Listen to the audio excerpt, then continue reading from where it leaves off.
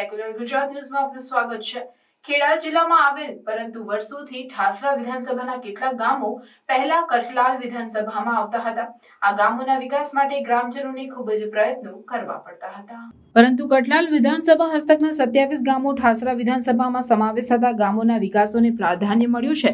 એવા જ એક ગામ બોરડીમાં વર્ષોથી તળાવ તરફ ઢોર ઢાકર લઈ જવા કે ખેતરો તરફ જવા કોઈ રસ્તો ન હતો, ત્યારે ગ્રામજનોની રજૂઆતને ધ્યાને લઈ ભૂતપૂર્વ એમએલએ કાંતિભાઈ પરમારના પ્રયત્નોથી દરખાસ્ત થતા બોરડી ગામે મુખ્યમંત્રી ગ્રામ સડક યોજનામાં બોરડી ગામથી સમનાથપુરા તરફનો રસ્તો બનાવવામાં આવ્યો। આ રસ્તાના કારણે ગામની મુશ્કેલીમાં ઘટાડો થયો હોવાનું ભૂતપૂર્વ સરપંચ ધર્મેન્દ્રસિંહે જણાવ્યું છે।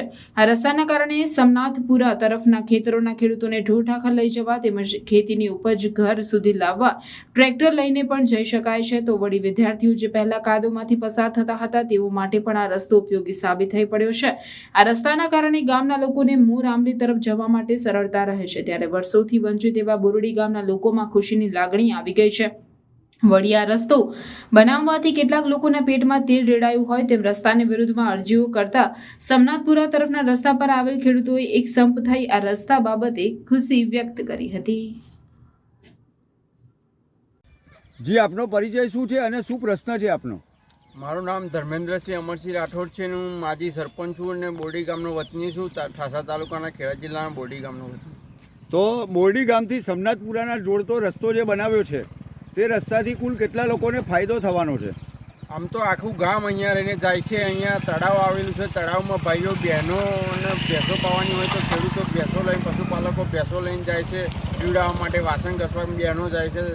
પછી ભાઈઓને ખેતરમાં જવા માટે અડધા ગામની જમીન આ બાજુ ક્યારેની આવેલી છે બોરડી ગામના ખેડૂતોને, એ બધાને લાભ મળે છે। આ રસ્તો બનાવવાથી ગામ વચ્ચેના જે લોકો છે એ લોકોને ટ્રાફિકની સમસ્યાનું શું નિવારણ થયું છે? ટ્રાફિકની ખાસી સમસ્યાનું નિવારણ થયું છે। આ રોડ બનવાથી અમારી કેનાલ પર રહીને મોરમલી રોડને જોડતું રસ્તો કાચા માટી મેન્ટેલિંગનું થયેલું છે, એની પર રહીને જોઈન્ટ થઈ જાય છે, એટલે ગામમાં જે ટ્રાફિક થતો હતો એ પણ ઓછો થઈ ગયો। તો આ રસ્તા અંગે જે લોકો વિવાદ કરે છે તો તેઓના વિવાદ કરવાનું કારણ શું છે? એમનો વિવાદ કરવાનું કારણ ખાલી ચૂંટણીઓની અદાવતો રાખીને જ વિવાદ કરવામાં આવ્યો છે।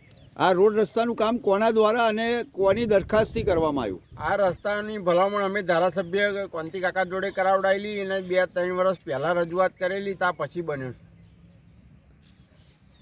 કાકા, શું નામ છે તમારું? પ્રતાપભાઈ। તો આ રોડ બનવાથી તમને શું ફાયદો થયો? ફાયદો એ થયો કે કાયદે કોલતા હતા તો એક કાયદો મટી ગયો ને રોડ થયો તો સારું લાગ્યું। આ રોડ ક્યાંથી ક્યાંનો છે? આ રોડ બોરડી ખાતાના નામ। તો તમને આ રોડ બનવાથી શું ફાયદો થયો છે? ફાયદો તે કે પગ દર્દી કાયદેવ ના થાય એવું। તો મહેરબાની। નામ છે ભાઈ તમારું? હાર્દિક કુમાર વિજયસિંહ રાઠોડ। તો આ રોડ બનવા અંગે આપ શું કહેશો?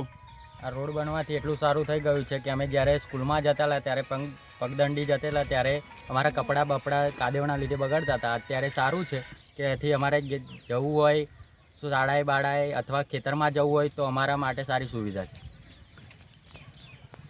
આ રોડ બનવાથી અમારો સમય અથવા અમારે ક્યાંક જવું હોય તો તરત જઈ શકાય છે અને આ રોડ બનવાથી બહુ સારું કામ થયું। સમાચારોની અવનવી અપડેટ્સ માટે જોતા રહો સેક્યુલર ગુજરાત ન્યૂઝ। સાથે સેક્યુલર ગુજરાત ન્યૂઝ ચેનલને લાઇક, શેર અને સબસ્ક્રાઇબ કરો અને બેલ આઇકોન દબાવીને સમાચારોની ઝડપી માહિતી મેળવો।